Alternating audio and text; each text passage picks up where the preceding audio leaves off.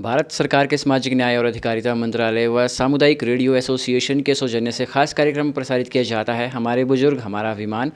और आज के इस खास कार्यक्रम में हम बुजुर्गों के मानसिक स्वास्थ्य को लेकर बहुत सी बातें करने वाले हैं और इसके बारे में विस्तृत रूप से आज हम जानकारियाँ लेंगे क्षेत्रीय अस्पताल सोलन से मुख्य चिकित्सा अधिकारी डॉक्टर अमित रंजन तलवार जी से। सर, बहुत स्वागत है आपका। धन्यवाद। सर, सबसे पहले तो यही आपसे जानते हैं कि जो मानसिक स्वास्थ्य है ये क्या है और आप क्या समझते हैं इससे। मानसिक स्वास्थ्य is psychological well being of a person. और जैसा कि आप जिक्र कर रहे हैं कि ओल्ड एज ग्रुप में, तो ओल्ड एज में थोड़े से डिफरेंट कॉजेज़ होते हैं साइकोलॉजिकल वेल बीइंग को जो अफेक्ट करते हैं। तो मानसिक स्वास्थ्य का more than 60 years age group में ध्यान रखना जो है उसी that is in I mean. और हमारे भारत देश में जो मानसिक रोगी है उनका क्या कुछ आंकड़ा है, स्टैट्स क्या कुछ हैं। जहाँ तक इस एज ग्रुप में 60 साल से ज़्यादा की एज ग्रुप में हमारी कंट्री में जो मेंटल हेल्थ इश्यूज़ हैं वो अप्रॉक्सीमेट 33.9% उसकी प्रेवलेंस है। लक्षण हैं वो किस तरह के होते हैं। देखिए, सबसे पहले तो मैं ये कहना चाहूँगा कि उनमें मानसिक समस्याएं किस तरह की आती हैं, फिर हम थोड़ा सा उसमें चर्चा करेंगे कि क्यों आती हैं। तो किस तरह में, तो depression, anxiety, substance use disorder, lack of sleep, इस तरह के जो है most common is depression and anxiety जो कि ओल्ड एज ग्रुप में आती हैं। और उनमें सबसे पहले जो लक्षण होते हैं वो उस तरह से होते हैं जैसे उदासी हो गई, मूड चेंजेस हो गई, है ना, और बड़ी नोटिसेबल मूड चेंजेस आपको दिखेंगी। और उसके बाद लैक ऑफ स्लीप प्रॉपर नहीं होगी।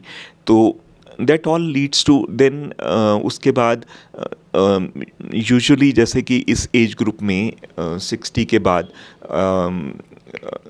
लाइफस्टाइल चेंजेस आती हैं। आदमी रिटायर हो गया तो रिटायरमेंट के बाद उसका लाइफस्टाइल चेंज हो गया, पहले वो बहुत बिजी रहते हैं और वो सारी चीज़ें डिफरेंट हो जाती हैं। सो वो कंट्रीब्यूट कर सकते हैं towards mental ill health of a person above 60 years of age. या फिर उस एज ग्रुप में किसी लव्ड वन की डेथ हो जाती है, स्पाउस चला गया, अगेन वो अकेलापन हो जाता है। सोशली वो लोग विदड्रॉन हो जाते हैं, है ना, बिकॉज उनकी जॉब नहीं रही या वो एक्टिविटीज़ नहीं रही, या फिर बच्चे बड़े हो गए, बच्चे बाहर निकल गए तो अपना आइसोलेशन हो जाएगी, सोशल एक्टिविटीज़ कम हो जाएंगी। तो ये सारी चीज़ें जो हैं ये कंट्रीब्यूट करती हैं अलॉन्ग विद जैसा कि हमारा शरीर जो है वो एज हो रहा होता है, तो उसी तरह से मेंटल एजिंग भी होती है that can lead to cognitive decline. कि जैसे सपोज किसी को मेमोरी लॉस हो गया, लैक ऑफ कंसंट्रेशन है, तो उस तरह की चीज़ों से भी ये फीलिंग आती है। और ये डिप्रेशन, एंग्जाइटी और लैक ऑफ स्लीप, इस तरह की चीज़ें उस एज ग्रुप में हो सकती हैं which can definitely affect the physical well being of the person also. जी, कोई अगर किसी का मेंटल हेल्थ ख़राब हो गया है, सही नहीं है, तो वो ठीक हो सकता है। हाँ, देखो, पहले तो हमें प्रिवेंट करने का ही कोशिश करना चाहिए। तो वो प्रिवेंशन है कि मैं तो ये सलाह दूंगा कि उस एज के बाद अपने आप को बिज़ी रखने के लिए कुछ करें, फिज़िकल एक्टिविटी करें, हेल्दी डाइट लें, गुड स्लीप हाइजीन रखें, अच्छी प्रॉपर नींद लें, क्योंकि ये सारी चीज़ें आपको कंट्रीब्यूट करेंगी। और अगर कोई किसी को क्रोनिक इलनेस है तो वो भी कंट्रीब्यूट कर सकती है, क्योंकि उससे भी आदमी फिज़िकल हेल्थ अच्छी नहीं है तो वो भी मेंटल हेल्थ को अफेक्ट कर सकती है, के लिए कंट्रीब्यूट कर सकती है। तो अगर जो भी कोई बीमारी है उसके लिए अगर कोई ट्रीटमेंट चल रहा है तो उसको अच्छे से लें, उसके लिए अपना पूरा ध्यान रखें। तो ये सारी चीज़ें प्लस सोशलाइज करें, सोशल कम्युनिटी, सोशल एक्टिविटीज़ में पार्टिसिपेट करें। बिकॉज अगर मेंटल हेल्थ अच्छी नहीं होगी, जैसे मैंने आपको पहले बताया कि सैडनेस होएगी, लैक ऑफ स्लीप होएगी, फिर वो धीरे धीरे अपने आप को विदड्रॉ कर लेते हैं, सोशली विदड्रॉ करना शुरू कर देते हैं। तो वो नहीं करें, they should actively participate in some community activities और अपने एज ग्रुप में जाकर के बैठें, डिस्कस करें, सो दैट कि वो आइसोलेशन वाली या लैक ऑफ वर्थलेसनेस वाली जो फीलिंग है वो ना हो, which will contribute towards good mental health. जी। जहाँ तक मेंटल हेल्थ की बात है तो ये हर उम्र के लोगों को ये अफेक्ट खासकर आज के यूथ को भी ज़्यादा ये अफेक्ट कर रही है। कोई अगर इसका शिकार हो गया है तो लाइफस्टाइल को किस तरह से बदला जा सकता है ताकि हम फिर से अपनी पुरानी रूटीन में आ जाए। हमारी कुछ चीज़ों में शौक कम हुआ है, हॉबीज़ हमारी कम हुई है, तो इसके लिए किन किन बातों का ध्यान रखें, कैसे लाइफस्टाइल अपना चेंज करें अगर कोई डिप्रेशन में है, एंग्जाइटी वो फील कर रहा है। देखिए, यूथ में अगर कोई उस एज ग्रुप में किसी को डिप्रेशन या एंग्जाइटी है तो वो उसके कारण अलग हैं। सपोज़ किसी को जॉब नहीं मिली, बहुत देर उसने ट्राई किया, या कोई स्ट्रेसफुल कंडीशंस हैं, स्ट्रेसफुल फाइनेंशियल कंडीशंस हैं, loss of the loved ones हैं, या लोग आजकल ड्रग अब्यूज़ की तरफ हैं जिसमें कि अल्कोहल, चिट्टा, और उन जो ड्रग अब्यूज़ जिन बच्चों में है वो उनमें एसोसिएटेड डिप्रेशन और एंग्जाइटी देखी जाती है यूजुअली। तो पहले तो मैं ये कहूँगा कि जो स्ट्रेसफुल सिचुएशन अगर आती है जिसकी वजह से जैसे जो कारण होते हैं जिसकी वजह से बच्चे इस एज ग्रुप में जो ड्रग्स की तरफ आकर्षित होते हैं, वो कारण है एक तो पीयर प्रेशर है कि अपने आप को किसी पर्टिकुलर पीयर ग्रुप में स्थापित करने के लिए बच्चा जो है वो उस नशे की तरफ वो कदम बढ़ाता है और फिर वो अल्टीमेटली उसमें ट्रैप हो जाता है। या फिर जैसा कि मैंने आपको बताया कि कोई स्ट्रेसफुल सिचुएशन है, लेकिन स्ट्रेसफुल सिचुएशंस को कोप करने के लिए पॉजिटिव मैकेनिज़म्स अपनाने चाहिए। पॉजिटिव चीज़ें जैसे कि मेडिटेशन है, वॉकिंग है, स्पोर्ट्स एक्टिविटीज़ हैं, सिंगिंग है, डांसिंग है, इस तरह की चीज़ें अपना करके अपना उन स्ट्रेसफुल सिचुएशंस से बाहर आने की कोशिश करनी चाहिए, rather than indulging into the drugs which can ultimately which lead to depression and anxiety. तो उसके लिए अगर ऐसा कुछ हो जाता है तो अपने डॉक्टर से सलाह लेनी चाहिए, एंड जैसा भी वो काउंसिल करें तो अकॉर्डिंगली उस पर मेहनत करनी चाहिए, इससे बाहर निकला जा सकता है। जी सर, जब मानसिक स्वास्थ्य किसी व्यक्ति का ठीक नहीं होता है तो वैसे थॉट तो दो ही तरह के होते हैं, नेगेटिव पॉजिटिव, लेकिन जब कोई डिप्रेशन में रहता है, किसी भी तरह की प्रॉब्लम में रहता है तो नेगेटिव थॉट्स ज़्यादा आते हैं। इसके पीछे रीज़न क्या है?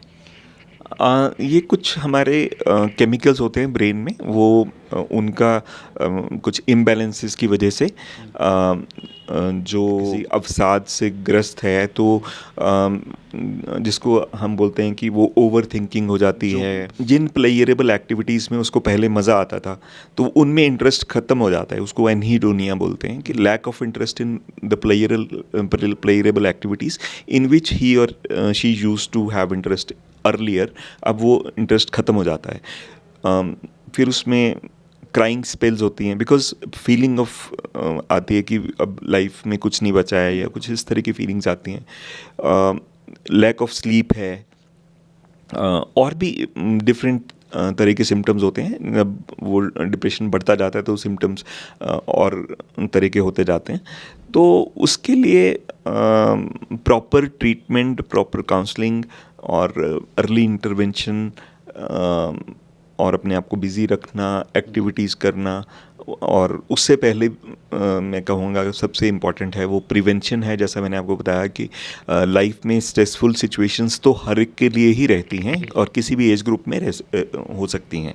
तो उसके लिए पॉजिटिव कोपिंग स्किल्स को अपनाना जो है वो सबसे बड़ा एक हथियार है, जिससे कि हम नेगेटिव जो कोपिंग स्किल्स हैं जैसे कि नशा की तरफ जाने से हम बच सकते हैं, वो अपनानी चाहिए। आपका बोलने का मतलब ये है कि जो ये डिप्रेशन है, एंग्जाइटी है, जो मानसिक स्वास्थ्य है, इससे हम बाहर निकला जा सकता है अगर हम थोड़ी अपनी लाइफ में सुधार करें, डॉक्टर्स द्वारा दी गई इंस्ट्रक्शंस को अगर हम फॉलो करें और लाइफस्टाइल मॉडिफिकेशन है। जैसे कि मैंने आपको बताया कि फ़िज़िकल एक्टिविटी जो है वो ऑटोमेटिकली उन इम्बैलेंसेस को कम करने में हेल्प करती है। अब जैसे मॉर्निंग की अगर आप 40 to 60 मिनट्स वॉक करते हैं तो morning walk helps in night sleep, आपको रात की स्लीप में वो हेल्प करती है। तो स्लीप बेटर होएगी तो आपका डेफिनेटली जो मेंटल स्वास्थ्य है वो भी बेटर होता चला जाएगा। तो ये तो एक छोटी सी चीज़ है, ऐसे हम बहुत कुछ कर सकते हैं जिससे कि हम मानसिक स्वास्थ्य का ध्यान रख सकते हैं। और लास्ट में क्या कुछ मैसेज है सर आपका? मैसेज सबसे बड़ा मुझे देना है, यूथ के लिए देना है कि वो अगर ड्रग्स की तरफ नहीं जाएंगे तो हम कुछ ना कुछ लाइफ में अच्छा कर ही लेंगे, वो स्ट्रेसफुल सिचुएशन से बाहर आ ही जाएंगे। But I have seen till now कि बहुत छोटे छोटे कारण जैसे कि आइसोलेशन, स्ट्रेसफुल सिचुएशंस या पीयर प्रेशर, एक्सपेरिमेंटेशन, क्यूरियोसिटी, जिस वजह से वो इन चीज़ों में इंडल्ज हो जाते हैं, वो अल्टीमेटली वो सफ़र करते हैं, उनकी अपनी लाइफ सफ़र करती है, उनकी फैमिली सफ़र करती हैं, उनका करियर अफेक्ट होता है, उनकी फिज़िकल हेल्थ अफेक्ट होती है। तो उस सारे से बचें और डेफिनेटली पॉजिटिव कोपिंग स्किल्स अपनाएं। तो यूथ के लिए मेरा यही मैसेज रहेगा कि वो नशे से दूर रहें, जो कि आजकल बहुत ज़्यादा तेज़ी से हमारे समाज में बढ़ रहा है और यूथ को अफेक्ट कर रहा है। बहुत शुक्रिया सर। धन्यवाद। जी लिसनर्स, व्यूवर्स, ये थे डॉक्टर अमित रंजन तलवार जी, जो कि क्षेत्रीय अस्पताल सोलन में CMO के पद पर फ़िलहाल अपनी सेवाएं दे रहे हैं। इन्होंने बहुत सी बातें बताई है मानसिक स्वास्थ्य को लेकर कि मानसिक स्वास्थ्य क्या है, सिम्टम्स क्या हैं, ख़ासकर बुज़ुर्गों को किस तरह से ये अफेक्ट करता है और कैसे हम इससे बाहर निकल सकते हैं। तो इनका ये कहना है कि अगर कोई इस सिचुएशन को फेस कर रहा है तो ज़रूरी है कि आप अपनी लाइफस्टाइल में चेंज करें, मॉर्निंग वॉक पे जाएं, मेडिटेशन करें और सबसे ज़रूरी जो प्रॉपर आपकी नींद रहती है 7 से 8 घंटे की, वो आप ज़रूर लें। दीजिए इजाज़त, नमस्कार।